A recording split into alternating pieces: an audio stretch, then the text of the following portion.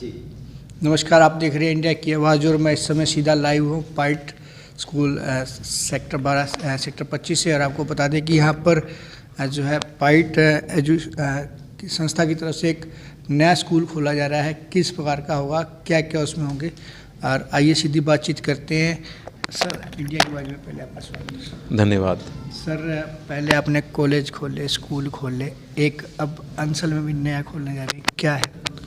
ये हमारा जो अंसल सुशांत सिटी है, इसमें हमारा एक स्कूल है जो पाइट संस्कृति स्कूल अंसल्स हम ओपन कर रहे हैं। और 15th ऑफ जनवरी जो ये संडे है, इसमें हमारा एक कार्निवल है, जो विंटर कार्निवल है, जो हमने वहाँ पे हम आयोजित करना जा रहे हैं। और ये एक रोड शो होगा जो हमारा यमुना इंक्लेव से स्टार्ट होते हुए वो अंसल सिटी के अंदर जाएगा।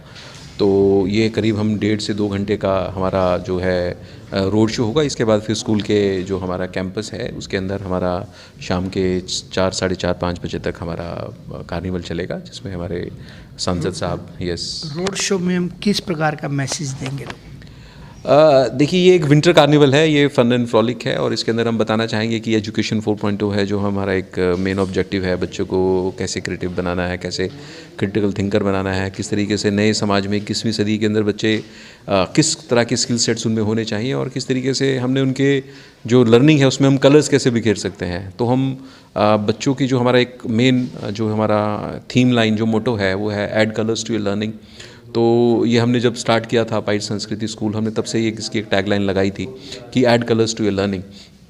तो ये बहुत ज़रूरी है, क्योंकि हम बच्चों के ज़िंदगी से ना कलर्स निकाल दिए हैं, तो वो कलर्स हम वापस डालना चाहते हैं। और यही कलर्स हम अंसल्स के लोगों को भी देना चाहते हैं, 13, 17, 18 सेक्टर और जो आपके एलडीगो है वहाँ के बच्चों को, ताकि आप बच्चों को ज़्यादा कम्यूट करने में उनका टाइम वेस्ट ना करें। आप उसको वहाँ पे पढ़ा सकते हैं। अगर आप पाइट में अपने बच्चों को पढ़ाना चाहते हैं, एक नई शिक्षा प्रणाली के अंदर उन बच्चों को आगे लेके जाना चाहते हैं, जहाँ बच्चों को रॉट लर्निंग से अलग बनाएं, उन बच्चों को सशक्त बनाएं, उन बच्चों को कॉन्फिडेंट बनाएं, उन बच्चों को हंसता खिलता बनाएं, उन बच्चों को ऐसा बनाएं कि जो आज समाज के अंदर जो प्रॉब्लम्स आपको देखने को मिलती हैं कि वो बच्चे अपने फैमिली को जोड़ के नहीं रख पाते, अपने बच्चों को एक समस्याएँ रहती हैं कि एक मैरिजेज़ आगे तक नहीं चल पाती, एक दूसरे को हम समझ नहीं पाते, एक दूसरे के हम केयर नहीं कर पाते। तो ये सारी प्रॉब्लम्स हैं।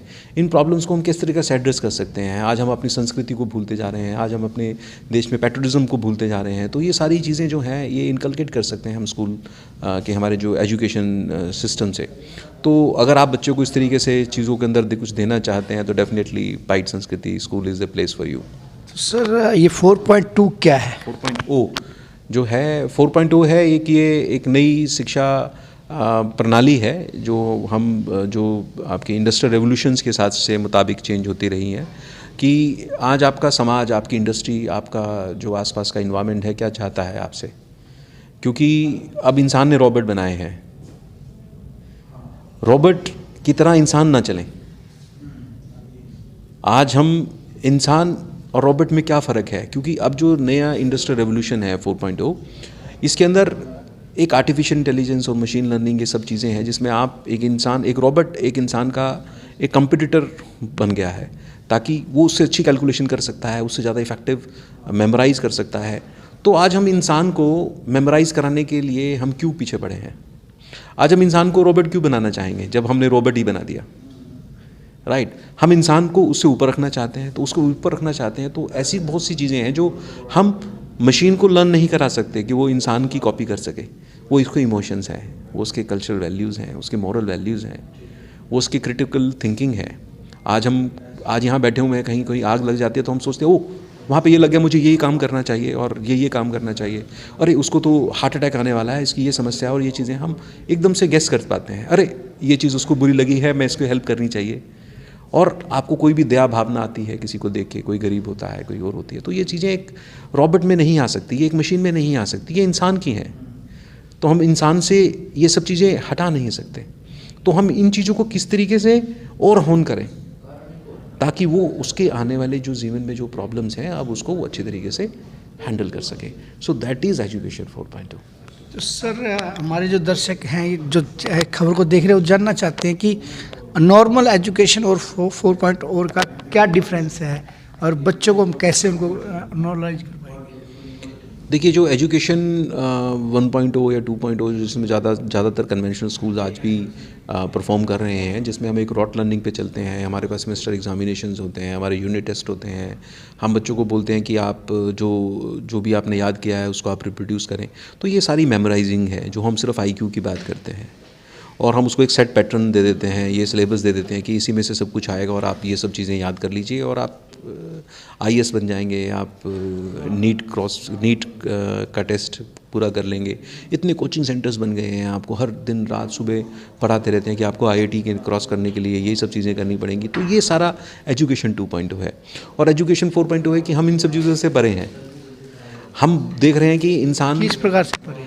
इस तरीके से परे हैं कि हम किसी रेस में नहीं हैं, हमारे पास अपनी फील्ड है, हम कुछ नया कर सकते हैं, हम कुछ क्रिएटिव कर सकते हैं, हम कुछ क्रिटिकल थिंकिंग में जा सकते हैं, राइट। आज आपको पढ़ा के उसको नौकर नहीं बनाना है, आज आपने उसको पढ़ा के अपना मालिक खुद बनाना है, ताकि वो जहाँ चले जो करे वो एक नया हो, वो कुछ नया कर सके। हर चीज़ की एक रिक्वायरमेंट है आज के दिन में, कितना कुछ है करने के लिए, क्योंकि जो कंटेम्प्रेरी चीज़ें सब समाज बदल गया है।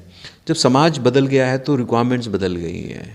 आज आपकी वही जॉब नहीं रहने वाली जो आज से 40 साल पहले थी, राइट। आज की जब जॉब्स बदल जाएंगी, आज आपके काम बदल जाएंगे, सिस्टम्स बदल जाएंगे, तो उन चीज़ों के लिए जो इंसान को देना है वो क्रिएटिव स्किल्स देनी है, क्रिटिकल थिंकिंग देनी है। तो यही एजुकेशन 4.0 है। तो इसके लिए मतलब जो है अपना 4 जो है उसके लिए आए जो बच्चे, तो उनको कैसे हम गाइड करेंगे? मतलब बाकी पढ़ाई भी तो डिस्टर्ब होगी ना उसमें। नहीं, आप इसको इस तरीके से नहीं, दोनों में कोई डिफरेंस नहीं है। हम उनको कुछ अलग नहीं कर रहे हैं, हम बच्चों को एक इवैल्यूएशन तरीका बदल रहे हैं। आज हम बच्चों को, अब जैसे आप फ़ोन यूज़ करते हो तो आज आप अपना नाम पहले नाम और जो नंबर होते थे आप याद करते थे। आज आपके पास स्मार्ट डिवाइस आ गया है, तो अब आप क्या करते हो, नंबर आपका कंप्यूटर मोबाइल में सेव होता है, चीज़ें होती हैं। आप बोलते हो कि अतुल को फ़ोन मिलाया जाए, तो कंप्यूटर आपका जो स्मार्ट डिवाइस है, आपका फ़ोन है, वो अतुल को फ़ोन मिला देता है, राइट।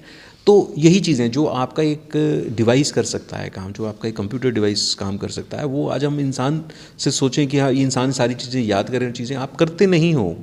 तो वही चीज़ें हम आज स्टूडेंट्स के एग्जामिनेशन सिस्टम में क्यों अपेक्षा करते हैं कि वो बच्चा ये करे, जो वो कंप्यूटर्स कर देगा, जो वो सारी चीज़ें याद करनी है कंप्यूटर कर देगा, तो उसको रिप्रोड्यूस करने की ज़रूरत क्या है, उसको समझने की ज़रूरत है। तो हम एक लेवल अप जाने की बात कर रहे हैं कि उसने सीखा क्या, उसने समझा क्या, और उसको अप्लाई कैसे करेगा। So that is more important. Apply कैसे करना है, उसको चीज़ों के अंदर लेके कैसे आना है, that is more important than just cramming it and reproducing it. हम उसके एक अपर लेवल थिंकिंग की बात कर रहे हैं, और वो उसी टाइम में आ सकता है, उसी जो भी साधन आपके उसी साधनों में आ सकता है। आपको बस उसकी यूसेज बदलना है और उसके आउटकम को इवेल्युएट अलग तरीके से करना है। यही आपका एजुकेशन 4.0 है।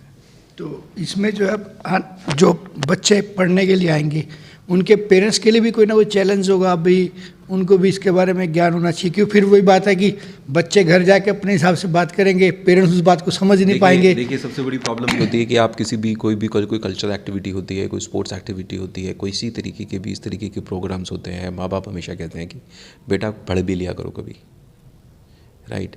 म्यूज़िक से क्या सीखोगे, डांस से क्या सीखोगे, इस तरीके के एक्सकर्शन पे, ट्रिप्स पे जा रहे हो, क्या सीखोगे। तो ये सब चीज़ें बहुत ज़रूरी हैं एक बच्चे के विकास के लिए, एक बच्चे को एक इंडिपेंडेंट बनाने के लिए, एक बच्चे के अंदर कॉन्फिडेंस इंस्टिल करने के लिए, एक बच्चे को एक क्विक थिंकर बनने के लिए, एक उसको क्रिटिकल थिंकर बनने के लिए, ये सब चीज़ें बहुत ज़रूरी हैं। तो मैं पेरेंट्स से सिर्फ यही अपील करूँगा कि वो बच्चों पे भरोसा रखें और बच्चा जो करना चाहता है उसको वो करने दें और उसके ऊपर थोपे ना। अगर वो इंजीनियर मटेरियल नहीं है तो आप नहीं बना सकते, अगर वो डॉक्टर मटेरियल नहीं है तो आप उसको डॉक्टर नहीं बना सकते, अगर वो अच्छा खेलने वाला नहीं है तो सचिन तेंदुलकर नहीं बना सकते, अगर वो क्रिकेट खेलने वाला है, सचिन तेंदुलकर भी अपने बेटे को बैट्समैन नहीं बना पाया, वो बॉलर है। तो कोई भी रिप्रोड्यूस नहीं कर सकता किसी दूसरी चीज़ को, रेप्लिका नहीं बना सकता। ये क्लोनिंग नहीं है, ये फैक्ट्री प्रोडक्शन नहीं है। बच्चे के अंदर एक अपनी स्किल्स हैं, उस स्किल्स को हॉर्न करने के लिए आप उसको डिफरेंट सारी चीज़ें दें, उसको क्या चीज़ अच्छी लगती है उस चीज़ के अंदर सहयोग करें। और स्कूल्स का ये दायित्व है कि उसको वो प्लेटफॉर्म दे के उसकी स्किल्स को हॉर्न करें और पेरेंट्स भी उसको बेखूबी समझें, तब ये चीज़ आगे निकलेंगी। तो ये प्लेटफॉर्म होने बहुत ज़रूरी है। आपका हर क्लासरूम एक इंक्यूबेटर सेंटर बन सकता है, क्योंकि वहाँ पे इंटरेक्शन होगा, वहाँ पे आइडिया का आदान प्रदान होगा, वो एक दूसरे बच्चों से सीखेंगे। तो ये चीज़ें बहुत इंपॉर्टेंट है। और जो पेरेंट्स हैं उनको भी इन सब चीज़ों से अलर्ट रहना पड़ेगा कि हमने अपने बच्चों से एक्सपेक्टेशन क्या करना है। उसको इतना ज़्यादा बर्डन नहीं देना है, उसको डिप्रेस नहीं करना है, उसको हमेशा कंपेयर नहीं करना है। तो इन सब चीज़ों से दूर रहना है, डेफिनेटली चीज़ें ठीक होंगी। अगर आपको समझ में नहीं आता तो आप पाइट संस्कृत स्कूल में बच्चों को भेजें, वी विल मेक देम कि yes how to go about it. पाइट संस्कृत स्कूल बताएगा बच्चों की, बिल्कुल बताएंगे। और हम पेरेंट्स के साथ काउंसलिंग सेशंस भी लेंगे। अगर किसी को कोई प्रॉब्लम है वो आए, हमसे मिले और जाने कि क्या है, तो हम आपस में चर्चा करेंगे और देखेंगे कि उनके भविष्य में हम उनको और कैसे बेहतर बना सकते हैं। और क्योंकि हम सब स्टेक होल्डर्स हैं और हमारे लिए ये बच्चे बहुत इंपॉर्टेंट हैं, क्योंकि ये हमारा फ्यूचर है। और अगर हमारा फ्यूचर अगर अच्छा बनाना चाहते हैं हम, तो हमें इनके ऊपर काम करना पड़ेगा। तो ये पेरेंट्स के लिए कुछ टाइम वगैरह भी फिक्स किया गया है कि हम लोग जैसे आप कह रहे हैं कि पेरेंट्स आएँ उनके बच्चे, आप अपने स्कूल टीचर से बात करें, क्लास टीचर से बात करें, प्रिंसिपल से बात करें। तो टाइमिंग वगैरह, तो टाइम तो जो जैसे लोगों को जो ज़रूरत हो उसके मुताबिक किया जा सकता है कि हम 24 घंटे अवेलेबल हैं। और हम कोई व्हाट्सएप आता है, व्हाट्सएप का जवाब देते हैं, किसी भी तरीके से, किसी भी सोशल मीडिया के माध्यम से वो हमें कांटेक्ट कर सकते हैं and we will definitely revert back. और हम उनकी कोई भी प्रॉब्लम्स हैं उसका ज़रूर मिल के हल निकालेंगे। और कोई ऐसी चीज़ नहीं है जिसका हल नहीं होता। और अगर हम कुछ करना चाहते हैं, कुछ बेहतर करना चाहते हैं, तो देयर इज़ अ वे। तो अभी आपने कहा कि व्हाट्सएप पे भी हम रिप्लाई देते हैं, तो व्हाट्सएप का नंबर भी फिर 9354913020।